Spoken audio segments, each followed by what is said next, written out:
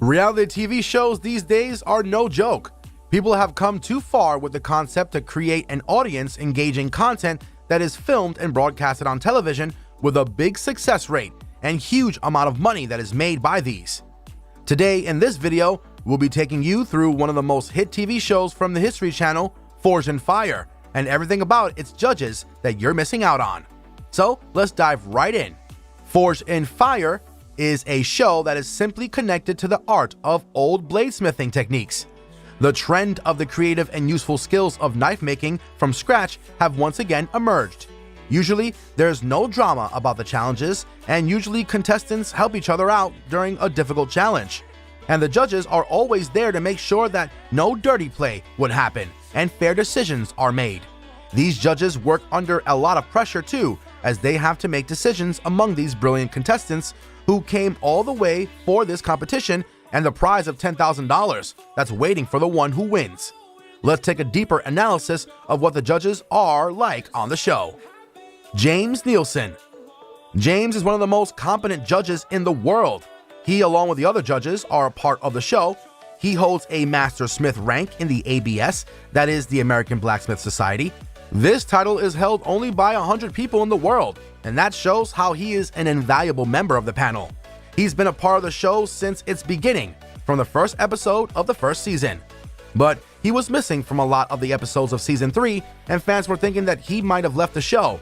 But eventually he informed his fans that he had to have surgery on his hand, and therefore he had to take some days off of the show, and therefore wasn't able to manage to come to the show.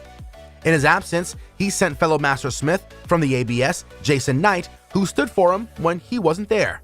After the third season, he disappeared again in the fourth season of the show, and when he got away, he was replaced by Ben Abbott, who is the two-time champion of the show. And fans saw both of them judge together in season 6 in the Road to Redemption episode. Apart from being a judge at the show, Forged in Fire, he has his own forge where he tests his own craft in Towanda, Pennsylvania. Jason's forge is called Nielsen's Mountain Hollow. It specializes in customized high carbon and Damascus steel blades of all shapes and sizes, as well as handles and sheaths. Now, if you're enjoying the video, please support us by subscribing to our channel and give this video your biggest thumbs up. Also, keep the post notifications on so you'll get updated on our latest content and updates. Doug Marcada. Doug is not a smith on the show, but he isn't there to judge the crafting abilities of the contestants. His job is to test the strength and ability and usability of the weapon. He has been a part of the show since season 1. He's a military vet and a Filipino martial arts expert, and even has his own studio in New York City called Marcada Kali. He has always been grateful for his decision of learning martial arts, as it has taught him to discipline and responsibility in his life. He also teaches law enforcement and professional security staff. He also gives weapon awareness classes for the military. He is the perfect guy to test whether a weapon is useful or not. Ben Abbott. Ben Abbott first came to the show with a broad vision. He won the show in season 2 and again in season 3. He had an amazing and very successful journey on the show. His interest in knife making developed as he visited the Old English castles and taught himself this amazing art. He works at Ash Grove Forge and makes everything you can imagine from metal.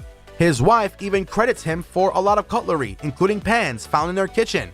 This shows how he is passionate about his job and is completely devoted to his work. David Baker. David Baker is the historical weapon making expert of the show. He usually provides his services in making ancient weapons that are used in the period shows and films. He started his career as an actor, but he eventually started making different props and other historical pieces. He has worked in the art department for movies like Beowulf and Dragon Ball Evolution, and TV shows like Deadliest Warrior. All of these judges have made it to the reality show with their efforts and hard work, and are thriving to get the best craftsmen out of the show.